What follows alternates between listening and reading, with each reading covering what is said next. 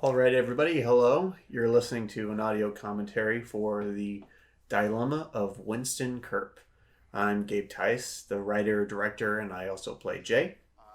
My name is Lucio. I play Harry, guy on the left.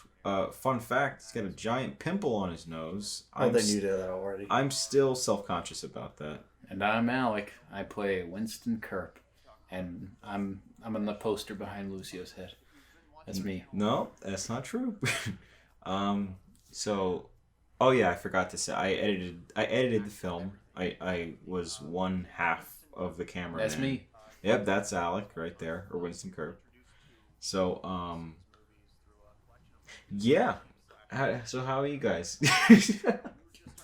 I'm doing Right. good. I'm sure Lucio will remind everybody just exactly what he did as the film goes along, but for right now, I guess roughly getting into the history behind this film, how long did it take from me giving you guys the script to us making this? Like us starting I think like production. Not very long.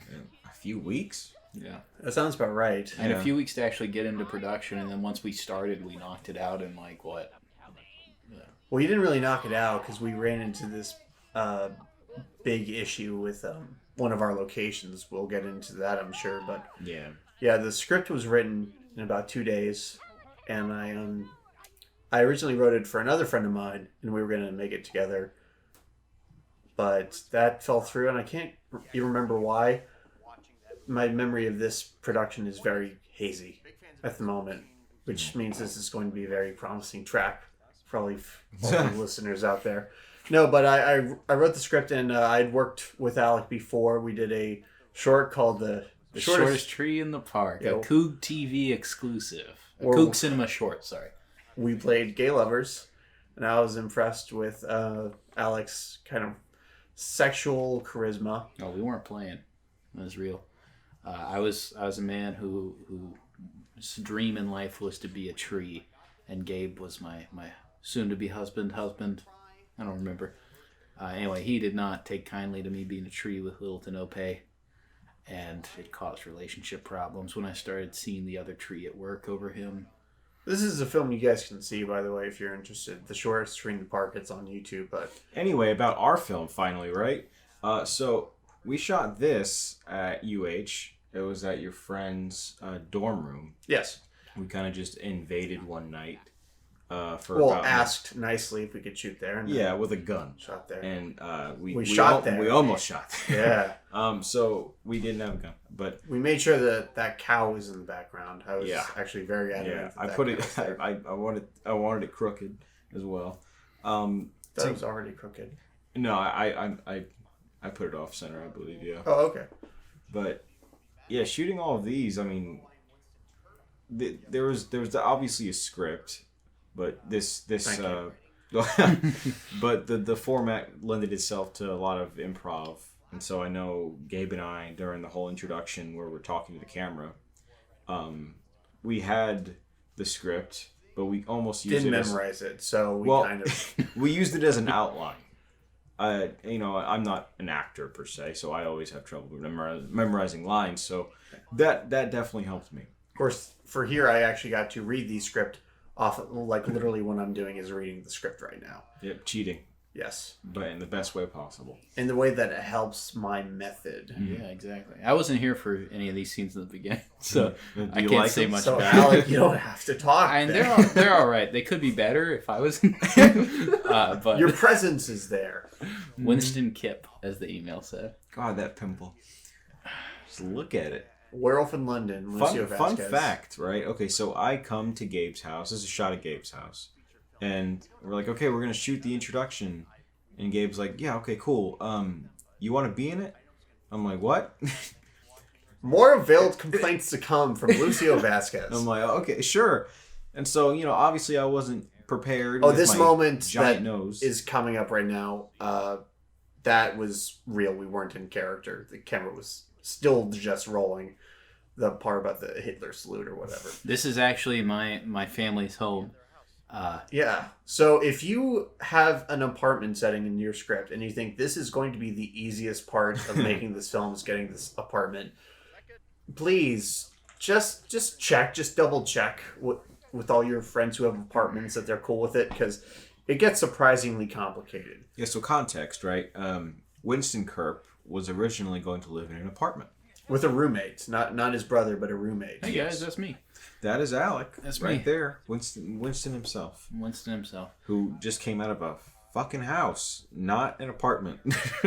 That was a hassle. Required a rewrite. A small rewrite, but it did very much change the character in a lot of ways. Actually, this ensuing sequence where he guides him through the house, I mean, that was totally improvised because, I mean, there was no house to tour in the original script.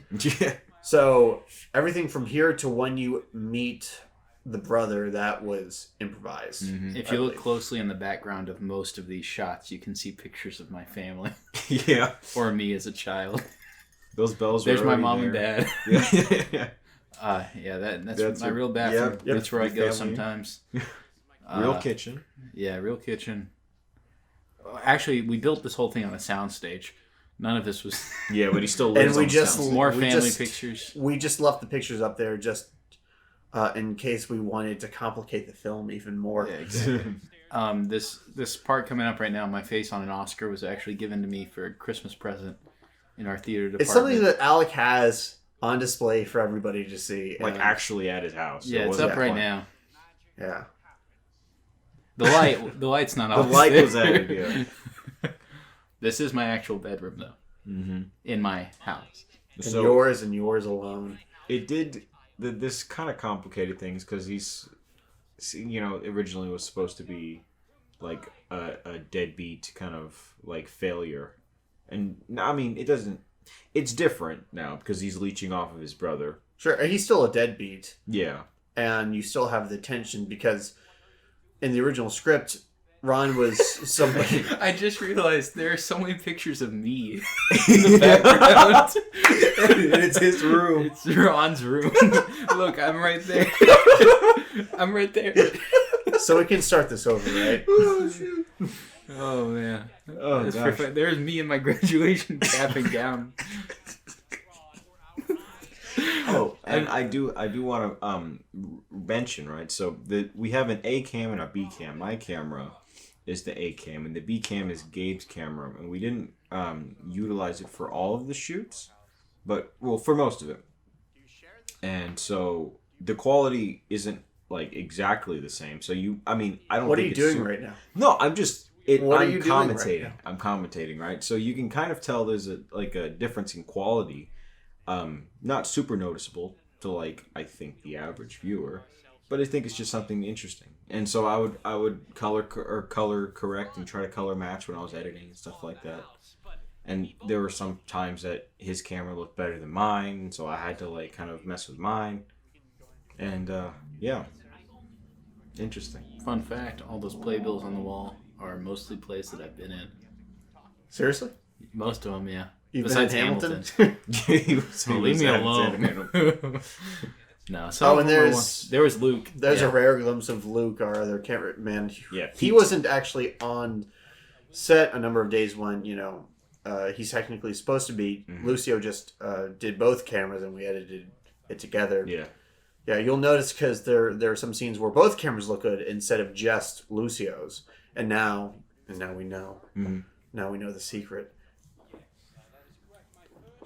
Okay, so this original sequence was actually Super long. super long. It was more than 10 minutes long, and we cut it down. I think it's 5 now, if I'm 5 to remembering 7 correctly. But there was this whole thing about his father's affair, and they get more into it. I had to cut out a bunch of it, unfortunately. Just because it wasn't necessary, but I liked it. Maybe one day we'll release an extended cut. Like least a the 3 Snyder hour cut. long. Yeah, the Snyder cut, the white cut, the Alec white cut. I wasn't even sure about keeping in that backstory with his parents at all. After I read the script, I said, honestly, this is something we can probably cut. But I think one of you guys, maybe it was you, Lucio, convinced me to keep it in because it does add context to his character. Yeah, I Yeah. really like it. And quickly, this is actually based off of a real director. Winston's backstory is based off of something that happened to Brian De Palma who, for those of you who don't know, he directed Carrie and Scarface, movies like that. His mother asked him to follow his father around with recording equipment because she thought her husband was having an affair. I was like, that's a terrible reason to get into film, but whereas it worked out pretty well for Paul. I forgot about that too. Yeah. Another fun fact: I designed the Doomgasm poster and the other. You designed all the posters. I designed all the besides posters. the main one, I guess. Yeah. Yeah. The Doomgasm one was made with a Snapchat filter of Was my it really? face. Yeah, and then I cut out my face.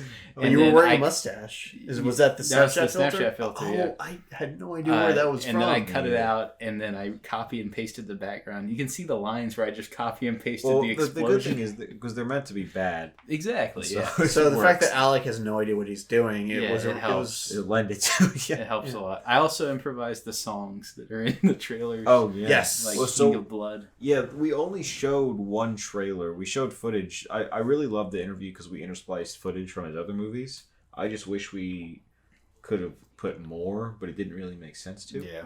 The main part, or the main movie we showed was King of Blood, and we recorded songs for all of the trailers, for all of his films. And even one we made up, right? Because there was one unnamed that we never Yeah, so mentioned. we showed 4 movies, but he made a total of 5 films, so we've never mentioned what that 5th film is. It's a mystery that's open to the audience's Because interpretation. there was Doomgasm, Night of the Sasquatch, Lycan's Curse, King of Blood, Casablanca. Casablanca. Yeah, you guys didn't know Winston Kirp directed Casablanca Yeah. and Citizen Kane. You just Well, smacking that's around 6 Humphrey films. Bogart. I love you, damn it. I love this part. It's the Sandlot part. Oh, the Sandlot, that was fun. That was was hilarious. it was different in the script. Yeah. Can't remember how, but during a rehearsal, Alec just said the sand lot. I was trying to think of Oh, other God. locations. It was funny. Yeah. I really I enjoy this because we split this part, or sorry, we split the whole movie into 3 parts originally when we first put it out, just to, I don't know actually. And there's Alec's real snake. Oh yeah. My real snake, that's Yeah. my brother's Viking helmet from when he was our Viking mascot at Fairmont Junior High. Fun fact, Gabe's allergic to cats, and I have 3 cats in my home. Mm-hmm. And I don't if think you that's fun listen at all. carefully, you can hear them meowing from Yeah. their. Well, if you I look think closely, your you can see eyes- my eyes yeah, are your getting eyes are quite pretty red. watery, just from all the residual catness. Yeah. Yeah, off the record, I knew Gabe was allergic to cats, so I bought 3 cats. I didn't have 3 cats. Just trying to kill him. Why did we split the movie into 3 parts originally? Just to help with length, because I didn't think people were likely to click on a 40-minute video compared to a 21. And if they were interested, they could, click on the next one and the next one. But the structure of the film, it actually does lend itself to that kind of beginning, middle, and end. Because here Winston has this mini arc of trying to complete Rome, Wisconsin, trying to get funding for that movie. And he gives up on that. Spoilers. After the scene with Mr. Carmichael. So it does work in that way. I still see it as a full film, but I think it helped to initially release it, Yeah. as a trilogy, basically. We kind of passed the Night of the Sasquatch part while you were talking, and I do want to mention that is probably my favorite of all of the films that we shot of Winston. That's definitely Including the that most I fun. love Winston Kirp. It's your favorite film. Well, actually, King of Blood is different, but of what we actually shot, like just with the Winston's camera, Yeah. because we just put him in a Yeah, dog cage. in my dog's kennel. Yeah. And Gabe, I had a ninja sword. Yeah. So We had 2 ninja swords. 2 ninja because- swords. Yeah. Yeah. And Luke was just poking him with the sword, and he was like, "You bastard!" Oh my god! Yeah, We it shot was- this whole thing where he was going down the stairs. I think we there's showed it at the Quentin beginning. Tarantino, right? Quentin. Oh, yeah. there he is. Jesus, he's judging us so hard. Speaking of Mr. Carmichael, who we're about to meet, that's Steve. Steve, Steve's a good friend of mine. Mm-hmm. I met him in a production of Best Little Whorehouse in Texas, and he's been a staple of our short film. Yeah, we Alec and I made a short film earlier this year, and Steve plays A used liquor salesman named Yeah. Tucker. Tucker Trucker. Tucker Trucker. God. Um, And then we just we told Gabe about him. Well, I saw the film. I saw Oh, yeah. Steve's performance, and I said, I think this guy would make a great Oh, yeah, Mr. yeah. Carmichael. And he did, when you can hear him. He's also in our next production, Lucio. our first feature film, The Curse of Zardonicus. Thank you. Oh boy, Zardonicus. Recently changed title the title, changed. Yeah, and there's a random bag that we just forgot to take off the chair right there. I'm sure it's holding props and wardrobe or something. So, they have all their we have all their stuff. camera stuff. Let's talk about this location, because so this So was our shot. budget basically, this is a no budget film, but all of the money we spent went to just buying brunch at this place. Yeah, so this was okay. the Well, hold Grove. on. This So was the Grove in Houston. we came to the Grove, and they were very accommodating. Yeah. We sat in the main dining room at first, and it was a little loud. So we went out on a limb and we asked our waitress, "Hey, is there any way we can move to this more secluded area in the back?" She was very nice. She was like, "Yeah." We moved back there. They gave us some water and some coffee, and we filmed there for what? Probably like 3 hours. Something like that, yeah. Something like that. And it was great. Yep. And Now, it was a good time. They gave us coffee and water. Yep. So then we're packing up, and they're like, "Hey, are you gonna order anything?" And we were not going to order anything. Because this is a high-end restaurant. The only menu option at that time was a $30 brunch. And I mean, $30 might not seem like a lot, but we But weren't. it's a lot. We weren't very hungry to begin with, so. Well, we just weren't expecting that. So- I mean, now that we're making a film that costs $3,500, that sounds Yeah, like that would nothing. be fine. But I mean, I attributed to just like getting the location. Sure, okay, we have to spend a little bit of money to get the Grove. That's fine, and visually it looks good. I do want to address the audio here. because Lucio's a masochist. It's He's a mastodon. Yeah, a big furry elephant. just gonna take the bullet here. I didn't bring any headphones on the day. I thought the shotgun microphone would suffice. It's not as bad as When you have the audio off like we do. Yeah, right so now. we're looking at it with just It looks visually. great. It's fine. I know all the lines for It's this fine, part. Yeah. So you live and you learn. And we learned a lot from doing this scene. Like, we have a totally different audio setup for Zardonicus. Yeah, I mean, we learned a lot from just the entire movie. the entire we kind of just shot everything on a whim, really. I mean, we planned it out, but it was definitely run and gun. I don't want to say it was a whim. It was spontaneous. Yes, yeah. But, I mean, to say it was a whim, like, we did take this very seriously. Yeah. At least I did. I don't know how you guys felt going into this, but... Yeah. Yeah. No, for sure. This was a lot of fun. And honestly, I don't blame Lucio for not thinking to check the audio, because when we were out there in like the main area, it was really freaking loud. And then when we got back there, it was so quiet compared to what we had. Like, listening to it now, it's like, oh my gosh, like, it was really loud there. But at the time, we couldn't hardly hear it.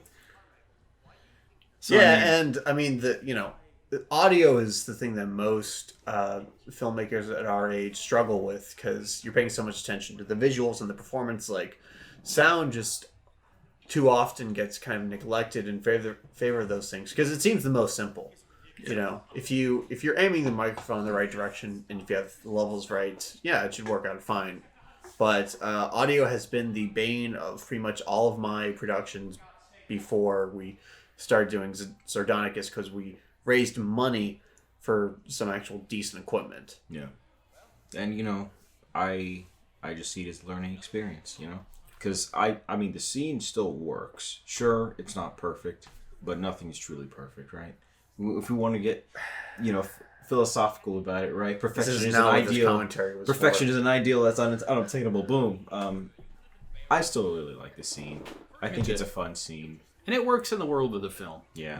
They're making a documentary on the go. Yeah. And they are Not YouTube. They're not a real professional crew. Yeah, they're a Well, now YouTube we're- film channel. I mean, we're making excuses at this point. But Sure, but if you want to point to Just to make an us feel in-universe better. reason, I mean, but seriously, that's part of why people make films like this, so they can kind of accommodate their limited resources. The audio in the Blair Witch Project is not great by a traditional standard, and I mean, some people don't think it works for that reason. But if you watch it like What in-universe. director did I say here? I said a director that was not the director. Oh, Steven Spielberg. Steven Spielberg, yeah. You asked Steven Spielberg for your money back? Yeah, I didn't say that on purpose. That was an accident.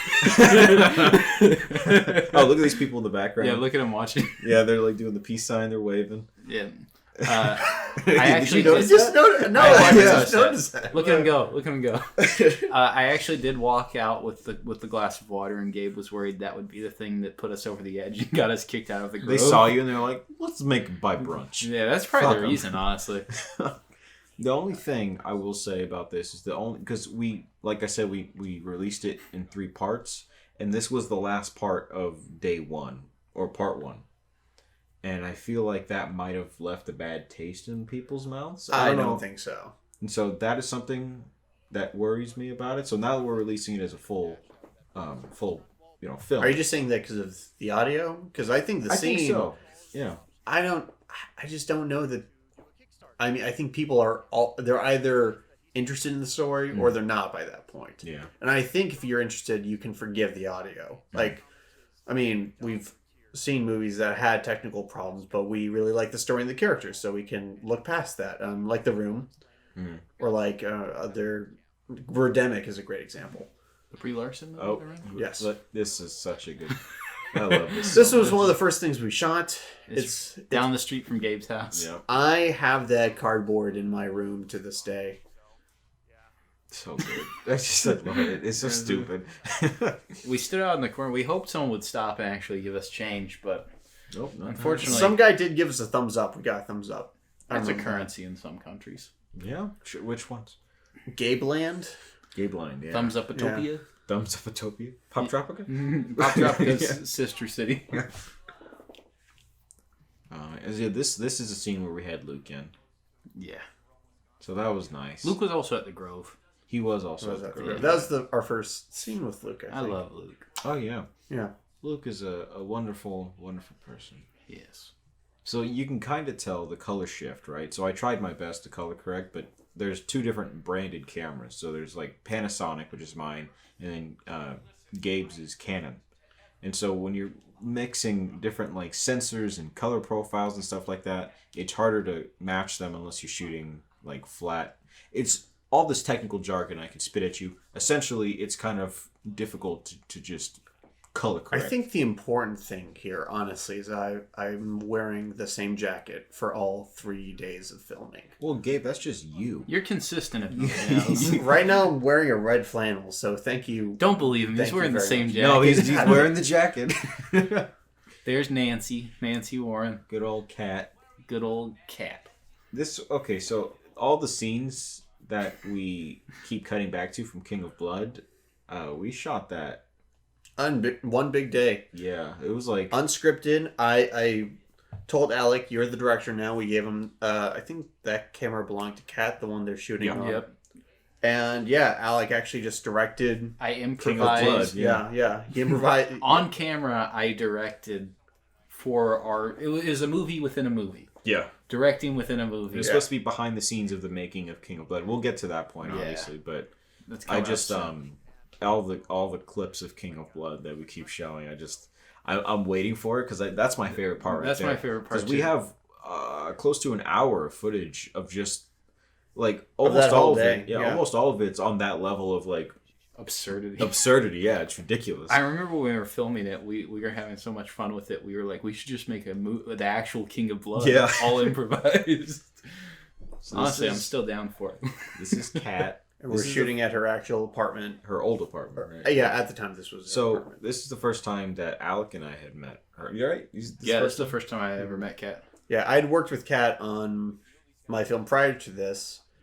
And, I mean, she's just, as you can see, a really great actress. And in my last film, she was playing a love interest. And that can be a throwaway character potentially, but she really added a lot to it. So I wanted to give her a more interesting type of character. So I approached her and said, do you want to play someone who was sexually harassed by this guy? And she was like, I've been waiting my whole life, my whole career for that opportunity. No, but I think she saw the angle we were going with because, like, this is kind of in the vein of, like, this is Spinal Tap or other films like that. So I kind of like to think of this is Spinal Tap, but with filmmaker instead of musicians. Yeah, I really like this. This was also a scene that I had shot by myself, so you can tell that like the cameras or the two shots are the same camera. Yeah, I remember we did quite a few takes of this one. Mm-hmm. Yeah, we had a lot of footage to go through, and you can tell from the interview scenes that we're also moving the camera and zooming in and out because we really wanted to give that like documentary like that feel, kind of like grittiness to it almost, or not gritty, but You don't want it to be too clean and look like a movie. Because A, it would just be sterile at that point, and B, like they're again YouTubers. They're trying to capture the dynamics of the scene, and you can see them kind of like feeling it out as it's happening. And I think the spontaneity of the camera work is what's really important in like making it feel like, even though Winston Kirp is an absurd character, it feels like it does ground it in some kind of reality. Yeah, he's this absurd character living in the real world. I do have a question for you, Gabe. Where did you come up with the line "Pelican I hardly knew her"? So "Pelican I hardly knew her" was a catchphrase that my friends came up with in high school. It was a joke at my expense because apparently my sense of humor was so bad that one of my friends said, "Gabe thinks he could say Pelican I hardly knew her and make people laugh." I never knew that. So, do you think that? Did it ever get away? Well, I've been trying to prove that I can use that line to make people laugh. So in all of my comedies, I've been putting that in. Did you laugh? Comment down below. But it's supposed to be like every terrible film has that iconically bad line. Lisa, you're tearing me apart. Yeah. And this line, that Pelican I hardly know her, you got to come up with something so absurd it would stick in people's minds. Mm-hmm. And since I knew that was an actual catchphrase that my friends would repeat quite often. I love this part. Yeah. Because Gabe didn't even know I was going to throw the camera at him or shoot him. This whole ending part, I love it. This is all improvised. From her leaving, this was improvised. The hand and so good. Yeah. And coming up this is the first scene we shot. Oh yeah, you're right. It is? Really? It's the very first scene we ever shot. Yeah, that is. I so forgot weird. about that. Yeah, we went to your house. We shot this scene, and then after that, we shot the ending. But then we reshot it at my house, outside your house. Yeah. Yeah. Wow. Yeah, I completely forgot about that. I forgot that was the first scene too. That's weird. It all comes full circle, doesn't it, boys? Yeah, it does. We're in my car right now. I was trying to act and drive. This scene is it's subtle, but I think it's important in kind of establishing the character arc for Jay and the film crew, because this is really more their story in a way, because they're the people who change. Mm-hmm. And what they're realizing is that this guy who they kind of idolize because he made these really funny movies and these really terrible movies, like, he comes with a lot of baggage that they didn't anticipate. And so by the end, they reject him, and I think this is where you really start to see them kind of start to do that. Mm-hmm. Freaking burned him right there. Yeah, no. I don't even know. Would you say that to Stanley Kubrick? Kubrick. Here we are back at my house. It's always fun yelling at Gabe. Yeah. I just made a face that cute little Luke shot. Hey, look at him. Now this we shot actually the same day that we shot all of the King BTS of Blood stuff. BTS. Yeah. Oh yeah, we did. We shot this at the end. You can tell because I'm not wearing the leather jacket. I did not expect to be on camera that day.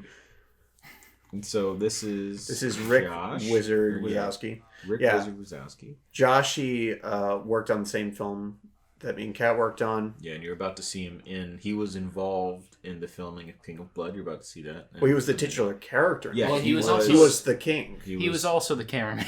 He was also the king. Yeah. God, we got to release all that stuff or something. We got to go through it. I don't know what we're going to do with that, but because there's a lot. It's got to be done something. But we pretty much made up all this on the spot because this was never in the script. All of the No. behind the scenes stuff of King of Blood, all of that stuff was not in the original script. We just kind of said like, why not, right? Yeah, starting here. Yeah. Oh, The man. funniest part to me is that the behind the scenes crew for King of Blood had a better camera than the actual Yes. camera for Yeah. King of Oh, Blood. so good. That was important because Winston is so concerned about his image that he neglects the movie. Exactly. Like he wants like his I guess genius, his method to be Josh just looks captured at you. Oh my in God. the best way possible. This earshot. Yeah. So that shot, Alec composed that shot. I did. Yeah, I And don't know. it's honestly beautiful if I'm not tooting my own horn too much, you know? I mean, all of this was literally like just us Uh-huh. filming it. The first time he said this is bird shit. Like, oh my God, we all like cracked up. We I think- broke. Yeah, I didn't know what the hell I was broke going on to him. say until Yeah. it came out of my mouth. It's one of the funniest things I had heard. And Like, this is in the bathtub. is in my bathtub. This is Gabe's bathroom. We were yeah. in this bathtub for so long. Yep. It was so hot in there. And honestly, we only include, I want to say, maybe within the first 10 minutes of us filming, we have like like so much There's more a lot. footage. Mm-hmm. Yeah. We just wanted to really show like, The highlights. yeah, specifically because we're getting the BTS and we just interviewed, we just interviewed Rick. So I wanted to really emphasize like how Rick is disappointed as well as show a little bit of Nancy, but we're going back to Rick after this, so I really want to see why Rick says that he's the worst director in the world. Yeah, Yeah, we didn't know he was gonna actually, I'm not faint sure. right there. Yeah. He just fainted on the tub. Yeah. we didn't know that was coming. Yeah, he was like, No. I'm going to do something. Yeah. And we're like, okay. Yeah, the actor. I mean, this again. It was all improvised. I mean, with like loose kind of direction. Like this is the scene where Winston's character is going to die in the bathtub, but the actors really took the reins here. And yeah, as the writer, it really pleases me to say that my favorite scene is not in the script. Yeah. That is okay. So that's where the second part ended, right? When we originally released the film or the films, the parts. The BTS. No, the Documentary. triple parts. Yeah. So Yeah.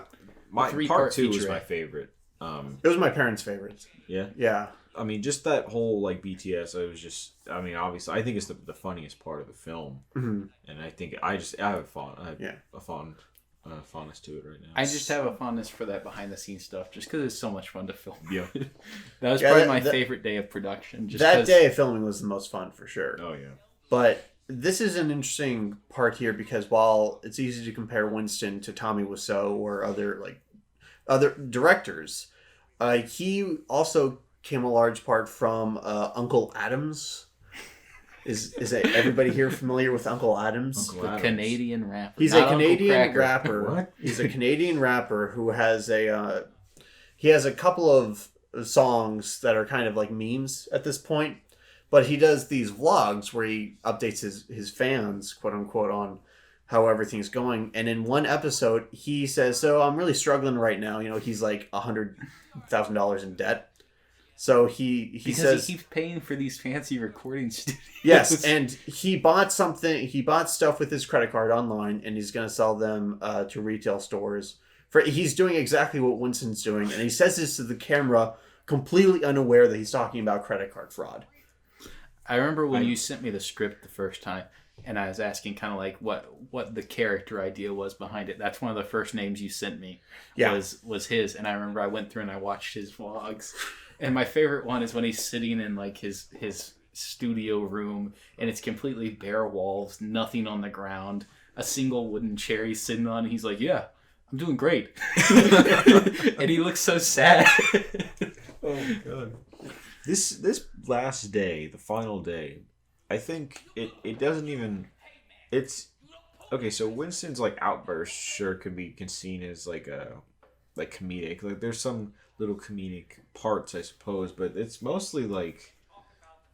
This is the most dramatic. Of Yeah, I three wouldn't parts. say it's all that funny. It's just like It reaches climax. a dramatic apex. Yeah.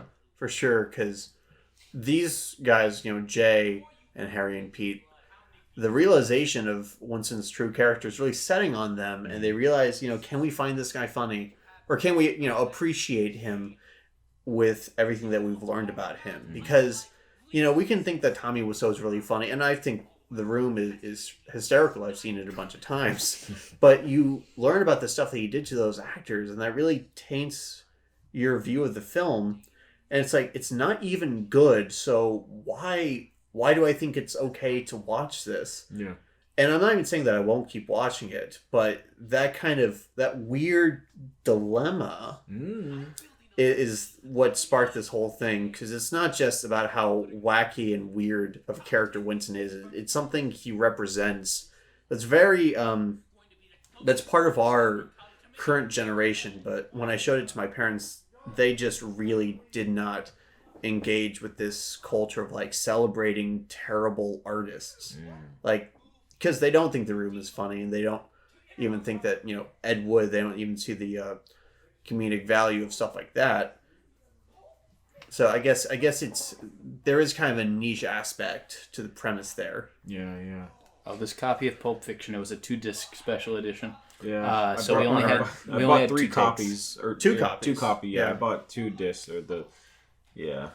I So we cut could my do 2 hands takes. up real Yeah. bad when I was crushing this CD. Yeah. We did 2 takes of it. The first take, it shattered really well, but we went for a second take, and as you can see, the disc did not break very well. Took We lots of tearing interspliced apart. both takes. Yeah. But oh wow! I just realized there was a continuity error right there. What was it? If you go back, I mean, I'm blowing the lid on our own film, but wow. I like how you didn't save this for afterwards. Wow! Look at if you go into TV, Yeah. you see Gabe alone Oh, without Luke? without Luke Oh, because he yeah. wasn't there, Yeah. Yeah. Look, here he is now. wearing Lucky boy. Gabe's shirt. Right? That's Yeah, yours? that's Gabe's Is that my shirt. shirt? Yeah, it is. Probably is. This And you're wearing my shirt. Yeah, this is also one of my favorite scenes, just because it's the one scene where we're all actually interacting and kind of having an argument. And Well, it's where their story comes to a climax too, because they have to make a decision. it's Luke and I's big acting moment. Yeah, they have to decide if they're gonna watch The Exorcist or Halloween or whatever shirts I was wearing. Yep. I guess in my mind, Jay was just a big horror fan, and that was an excuse for me just wearing them. Because Gabe is a big horror fan. Yeah. This short film is actually sponsored by The Exorcist. Yep. That little demon girl, she makes a cameo during the King of Blood behind the scenes. Oh yeah. If you didn't catch Wait, it. Cats from The Exorcist? Oh, Jeez. you didn't know? No. Wow. Okay. Look at Alec's Something I hair. noticed while we were rewatching this about the hair, actually. As the character falls more and more apart, so does the hair. Yeah. That wasn't intentional. Oh wow. But during this Yeah. whole third part, it's been gradually falling apart. Well, I like how Winston puts on a sweatshirt, but he keeps the turtleneck. Yeah. Well, of course, you still have to be presentable. I'm not even gonna lie. I like your hair like that. Yeah, it didn't take much. It was really just like a handful of gel, and I slicked it back, and that's it. That's actually my dad's turtleneck my dad's a cop, and when he works and it's cold outside, that's what he wears. But I didn't own a black turtleneck, so I had to borrow his. Look at that face. Oh, I'm hurt. Look at me. I like this part. Me too. This is when it almost starts to veer into like a psychological thriller, because Winston... Well, I wouldn't go that far. Well, it's just because he genuinely seems like an unstable person. yeah. And the look he's giving everybody, you don't know what he's capable of at this point. And we kind of do a fake out right at the end, where it seems like he might be up to something worse than he is, but just that little kind of kernel of something that I think kept the suspense going. Yeah. Because God, who knows what Winston can do? And I probably flirted with the idea of him actually turning out to be like a serial maniac, killer? yeah, Oh. or something like that. See, but I like this moment right here when you see him be actually like a human, Yeah, genuine. sure. Because then That's it brings important. up the question of, was this whole thing an act for him? Mhm. Like, was this persona he was putting on what he imagined a director was supposed to be? Like during the behind the scenes and all the meetings with you guys. Mm-hmm.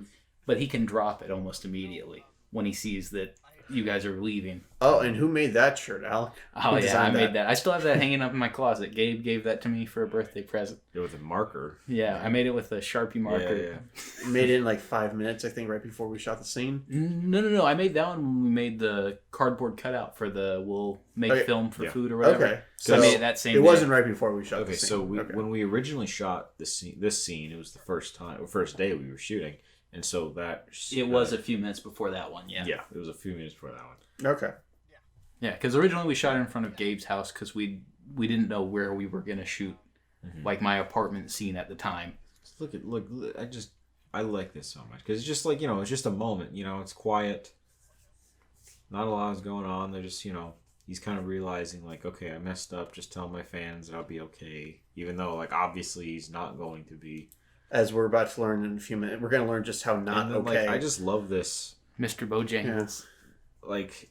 But then, so he's standing in the same place in frame when we make that cut to the rear view mirror, and that was an accident. But it just really cements his isolation. Yeah, and his we did willingness to actually rob try to get Quentin Tarantino in this film. He did not respond. Yeah. I think he was busy with something. Was he busy with time? Okay, probably. Yeah.